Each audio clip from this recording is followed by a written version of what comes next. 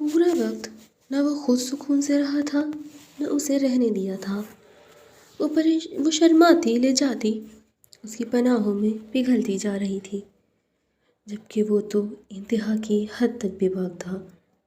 ماہ نور نے اس کے بکھرے بال اپنے ہاتھوں سے سمیٹے تو اس کا ماتھا چومتا برابر میں لیٹ کر اس کا سر اپنے سینے پر رکھ گیا۔ چاہے کتنا بھی ناراض ہو لینا ماہے، مگر چھوڑ کر مت جانا مجھے، اس کا ہاتھ چومتا وہ بے بسی سے بولا تو اس کا ماتھا چوم کر مسکرا دی۔ آپ میرا مسکن ہیں، آپ کے سوا اب ہے ہی کون میرا اس دنیا میں میرا؟ آپ میرا گھر ہیں، میرا دل ہے، میں کیسے رہ سکتی ہوں آپ کے بغیر؟ وہ تھوڑے ہی وقت میں اس کی محبت میں ڈوب گئی تھی۔ شاید محبت ایسی ہی ہوتی ہے، بنا غرض کے۔ اتنی جلدی محبت ہو گئی مجھ سے؟ اپنا رخ اس کی طرف کرتے اس نے سوال کیا تھا۔ محبت کیا ہوتی ہے مجھے نہیں پتہ، مگر جب ایک عورت کو مرد کے ساتھ تحفظ کا احساس ہو اور وہ دل سے اس کی عزت کرے تو محبت ہوتے دیر نہیں لگتی۔ میں جانتی ہوں میں کوئی اتنی خاص نہیں ہوں، کوئی بھی مکمل نہیں ہوتا، مگر آپ کے ساتھ میں خود کو ہر خوف سے آزاد محسوس کر رہی ہوں۔ آپ کا ساتھ یہ زندگی سے بہتر ہے جو میں گزار کر آئی ہوں۔ میں پوری کوشش کروں گا کہ تمہاری ہر امید پر پورا اتروں۔ اس کا ماتھا چومتے اس نے ماہی کو مزید خود سے قریب کیا تھا۔ ان کی شادی کو مہینہ ہو گیا تھا۔ وہ اس کا بہت خیال رکھتا تھا، بہت محبت کرتا تھا، مگر معمولی سی بات پر اس کا اچانک موڈ بگڑ جاتا، جس سے وہ اب پریشان رہنے لگی تھی۔ اسے لگتا تھا ارحم کے ساتھ کوئی مسئلہ ہے، ورنہ اس جیسا پیارا انسان اچانک اتنا وحشی نہیں بن سکتا۔ ملازموں سے وہ زیادہ بات نہیں کر سکتی تھی، ارحم کی اس پر ہر پل نظر رہتی تھی۔ وہ اسے ایک پل بھی اپنی نظروں سے اوجھل نہیں ہونے دیتا تھا۔ اسے ڈر لگتا تھا اس کی ماں اور تنزیلہ کی طرح ماہی بھی اسے چھوڑ جائے گی، مگر بھلا جو خود ساری زندگی محبت کے لیے ترسی ہو، وہ اپنا محبت برا آشیانہ چھوڑ کر کہاں جائے گی؟ مگر ارحم اپنے دل کا کیا کرتا؟ اپنی ماں کے بعد اسے دادی نے سنبھالا تھا، مگر تنزیلہ کے بعد وہ بالکل ٹوٹ گیا تھا، غلط صحبت میں رہنے لگا تھا، اور پھر ایک دن وہ اسے ملی اور اس کی زندگی میں بھونچال برپا کر گئی۔ وہ پہلی نظر کی محبت کا شکار ہوا تھا۔ وہ اسے حاصل کرنا چاہتا تھا، مگر اس کی شادی کا سن کر وہ اپنے قابو میں ہی کہاں رہا تھا بھلا؟ اسے جو ٹھیک لگا اس نے کیا۔ وہ اب ماہی کو کھونے کا نہیں سوچ سکتا تھا۔ اس نے تو یہ بھی نہیں سوچا تھا کہ ماہی کیا چاہتی ہے۔ وہ خود غرض بن گیا تھا، وہ محبت کا مارا تھا، اسے محبت سے ہی سدھارا جا سکتا تھا۔ ماہی ہر ممکن اس کا خیال رکھتی تھی، مگر کبھی کبھی وہ اس کی ایک غلطی کی بھی اسے کافی بھاری سزا دیتا اور اسے ہونے کے ڈر سے پاگلوں کی طرح اس پر اپنی محبت کی بارش کرتا تھا۔ وہ نارمل بیہیو نہیں کرتا تھا، وہ ایک قابل بزنس مین اندر سے مکمل ختم ہو چکا تھا۔ اس کا موڈ آج بہت اچھا تھا۔ آج ارحم نے اسے باہر گھومنے لے جانے کا وعدہ کیا تھا، اس لیے وہ سارے کام جلدی سے نپٹا کر اب تیار ہونے میں مصروف تھی۔ جب سے وہ آئی تھی ارحم کے کام اپنے ذمے لیے ہوئے تھے۔ اچھے سے تیار ہو کر اس نے ایک نظر آئینے میں خود کو دیکھا تو خود ہی شرما گئی۔ کتنی پیاری ہو گئی تھی وہ، کالے رنگ کی کامدار فراک، ہلکا میک اپ، ڈائمنڈ جویلری جو ارحم نے اسے دلائی تھی۔ وہ کہاں سوچ سکتی تھی اس سب کے بارے میں؟ اوپر سے ارحم کی محبت نے ایک الگ ہی رنگ چڑھایا تھا۔ وہ کمرے میں آیا تو اسے خود کو دیکھتے پا کر اس نے اپنے حصار میں قید کیا تو وہ بے ساختہ مسکرا دی۔ اب ہم مکمل ہوئے ہیں، اس کے ہاتھ پر ہاتھ جماتی وہ آہستہ سے بولی تو وہ جھک کر اس کی کان کی لو چوم گیا۔ مجھ سے مت شرمایا کرو جان۔ ارحم، ہمارے درمیان شرما شرمی والی کوئی بات نہیں۔ اس کا رخ اپنی طرف موڑتا وہ اس کے لبوں پر جھکا تھا۔ ماہی نے بھی اپنی بائیں اس کے گلے میں ڈالی تو وہ اسے خود میں بھیج گیا۔ ارحم، ہمیں جانا تھا نا؟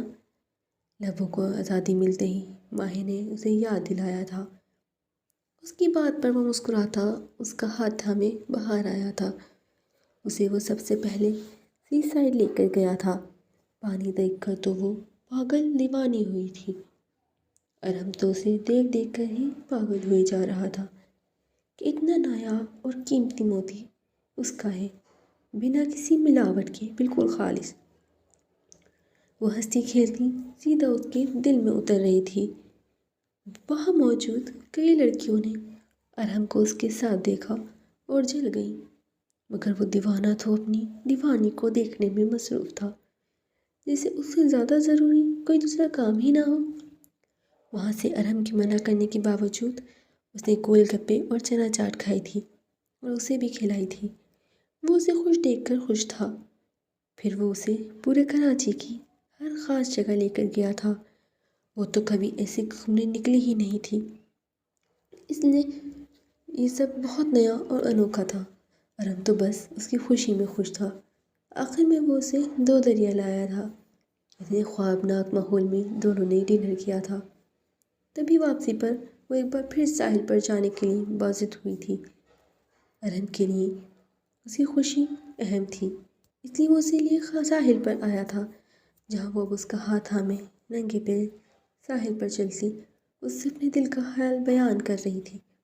ارہم نے اس کے گرد بازو پھیلائے تو وہ پورے حق سے اس کے سینے سے لگی تھی۔ سمندر کی موجیں ان کے پیروں کو چھوتی واپس لوٹ رہی تھیں۔ وہ خوش تھی، بے حد خوش، ایسا لگ رہا تھا وہ ہواؤں میں اڑ رہی ہے۔ ارہم نے اس کے چہرے پر خوشی دیکھی تھی۔ واپسی پر وہ بس اسی سب کے بارے میں بات کرتی رہی تھی، جبکہ وہ آج سے اسے سننا چاہتا تھا۔ واپسی پر وہ اتنی تھکی ہوئی تھی کہ بستر پر گرتے ہی ہوش و حواس سے بیگانہ ہوئی تھی۔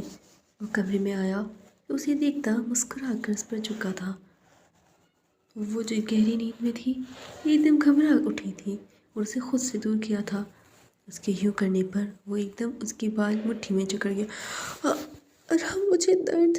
مجھے بھی ہوا جب تم نے مجھے خود سے دور کیا۔ دور ہونا ہے مجھ سے، بتاؤ۔ وہ غصے سے پاگل ہو رہا تھا۔ ماہی کی آنکھوں میں آنسو آئے تھے۔ نہیں، دور نہیں جانے دوں گا، مار دوں گا تمہیں جان سے۔ وہ پاگل ہو گیا تھا۔ اس کا منہ دبوچے وہ سب فراموش کر گیا تھا۔ اس کے منہ چھوڑنے پر وہ بھاگ کر واش روم میں بند ہوئی تھی۔ دروازہ کھولو ماہر، وہ دیوانہ ہو رہا تھا۔ نہیں، آپ مار دو گے۔ ہچکیوں سے روتی وہ زمین پر بیٹھتی چلی گئی اور دوسری طرف وہ بالوں کو مٹھیوں میں بھیجے پورا کمرہ تہس نہس کر گیا۔ پوری رات واش روم میں بیٹھے بیٹھے اس کی کمر اکڑ گئی تھی، مگر وہ اتنا ڈر گئی تھی کہ اس کی ہمت ہی نہیں ہوئی باہر نکلنے کی۔ باہر سے آتی کھٹ پٹ پر وہ گھبراتی دبکی تھی۔ جب اسے یقین ہو گیا کہ اب وہ چلا گیا ہے تو اس نے ہمت کر کے کمرے سے باہر قدم نکالا۔ آج پھر اسے اپنا بچپن یاد آیا۔ کیوں کرتے ہیں آپ ایسا؟ کمرے کی حالت دیکھ وہ پھوٹ پھوٹ کر رو دی تھی۔ مجھے معلوم کرنا ہوگا ایسا کیا ہوا ہے آپ کے ساتھ جو آپ اس طرح ہو گئے ہیں۔ خود سے بولتی اس نے جلدی جلدی سے کمرہ صاف کیا اور باقی کام ملازمہ کو بولتی وہ سرونٹ کوارٹر کی طرف آ گئی، جہاں ارہم کی پرانی ملازمہ رہتی تھی۔ اسے دیکھتے ہی وہ اٹھ بیٹھی تو وہ ان کے پاس جا کر بیٹھ گئی۔ خیریت بیٹا، آج آپ یہاں؟ اسے دیکھ کر وہ حیران ہوئی تھی۔ جی اماں، مجھے آپ سے کچھ بات کرنی ہے۔ کیسی بات؟ وہ پریشان ہوئی تھی۔ مجھے ارہم کے ماضی کے بارے میں سب جاننا ہے۔ وہ کیوں ایسے ہیں، اتنے غصے والے، بالکل بدل جاتے ہیں وہ۔ ان کو بتاتی وہ رو دی تھی۔ بیٹا سنبھالو خود کو، اس بچے نے بہت کچھ سہا ہے، اللہ بس اسے صبر دے۔ چھوٹی سی عمر میں بڑے بڑے پہاڑ ٹوٹ چکے ہیں، جب بھی اس کی شخصیت مسخ ہو کر رہی ہے۔ اماں کے بھولنے پر اس نے پریشانی سے انہیں دیکھا۔ آپ بتائیں نا، مجھے سب جاننا ہے، تبھی میں ان کے قریب ہو سکتی ہوں، انہیں ٹھیک کر سکتی ہوں۔ وہ ایک عزم سے بولی تو انہوں نے بات شروع کی تھی۔ روبی اور جمشید صاحب کی لو میرج تھی۔ جمشید صاحب عمر میں بڑے تھے، ان کا ایک ہی بیٹا تھا ارہم، ان دونوں کا لاڈلا، مگر کچھ عرصے سے وہ اپنی ماں کی توجہ نہیں پا رہا تھا۔ وہ زیادہ تر اپنا وقت پارٹیز اور دیگر کاموں میں صرف کرتی تھی۔ وہ معصوم بچہ صرف ماں کی محبت کے لیے ترستا رہتا۔ جمشید صاحب کو بھی اب ایک کی عادت بری لگنے لگی تھی۔ وہ انہیں سمجھاتے تھے مگر وہ مان کر نہ تھی۔ تبھی ایک دن جب کوئی گھر میں نہیں تھا، معصوم ارحم نے اپنی ماں کو اپنے ایک دوست کے ساتھ بیڈ روم میں جاتے دیکھا۔ وہ کہاں جانتا تھا کسی چیز کے بارے میں۔ وہ ماں سے ملنے اوپر گیا تو اس کی ماں بنا لباس کے اس آدمی کی باہوں میں جھول رہی تھی۔ اسے دیکھ ایک دم بدحواس ہوتی اسے مارتی چلے گئی، جبکہ وہ بیچارہ اپنا قصور بھی جان نہ پایا۔ اسے اتنا زردکوب کیا گیا کہ وہ ڈرا سہما رہنے لگا۔ اس کی شخصیت متاثر ہو رہی تھی۔ روبی بیگم کا جب دل کرتا اسے مارتی۔ وہ جب یہ بات جمشید صاحب کو پتہ چلی وہ اپنا کنٹرول کھو بیٹھے۔ ان دونوں میں طلاق ہوئی تو جمشید صاحب بالکل خاموش ہو گئے اور ایک دن چپکے سے آنکھیں موند لیں۔ اس معصوم کی ذمہ داری اس کی دادی نے سنبھالی، مگر جیسے جیسے وہ بڑا ہوتا جا رہا تھا تلخی اس کے اندر بڑھتی جا رہی تھی۔ انہوں نے اسے بہت سنبھال کر رکھا تھا، مگر وہ لڑکا تھا وہی صحبت کا شکار ہوا۔ اپنی ماں کا کیا اسے یاد آتا تو وہ یوں ہی پاگل ہو جاتا۔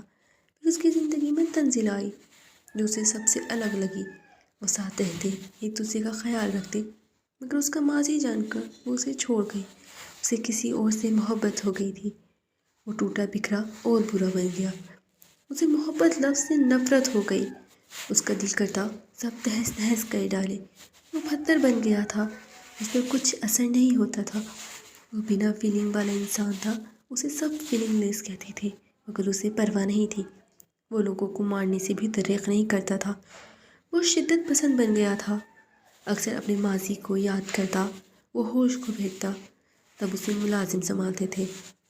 وہ دنوں کمرے سے نہیں نکلتا تھا۔ لوگ اسے پاگل سمجھنے لگے تھے، مگر وہ پاگل نہیں تھا۔ وہ اکیلا تھا، اسے سہارا چاہیے تھا جو کوئی اسے کبھی دے ہی نہیں سکا۔ وہ دونوں بس پانی پر گزارا کرتا، زیادہ سے زیادہ سگریٹ پیتا، لوگوں سے دور رہتا، تنہائی پسند ہو جاتا اور نارمل ہوتا تو کام کام کام۔ اس کے علاوہ اسے کچھ نہیں سوچتا تھا۔ وہ مشین بن گیا تھا جسے کچھ محسوس نہیں ہوتا تھا۔ وہ لوگوں کے درد کو محسوس نہیں سمجھتا تھا۔ اسے سب اپنی طرح لگتے تھے، بے حس لگتے تھے۔ اسے عورت ذات سے نفرت ہو گئی تھی۔ وہ ان کے نام تک سے چڑھتا تھا۔ نہ جانے کتنی عورتیں اس کے پاس آتی تھیں، مگر وہ آنکھ اٹھا کر انہیں نہیں دیکھتا تھا، دھتکار دیتا تھا۔ اسے نہیں چاہیے تھا کوئی اور۔ پھر اس نے ماہی کو دیکھا تو لگا سب کچھ الگ ہے۔ وہ خود پر سے اختیار کھو گیا اور بنا اس کی مرضی جانے اسے زندگی میں شامل گیا۔ جیسے جیسے وہ اس کی کہانی سنتی جا رہی تھی اس کی آنکھوں سے آنسو رواں ہوتے جا رہے تھے۔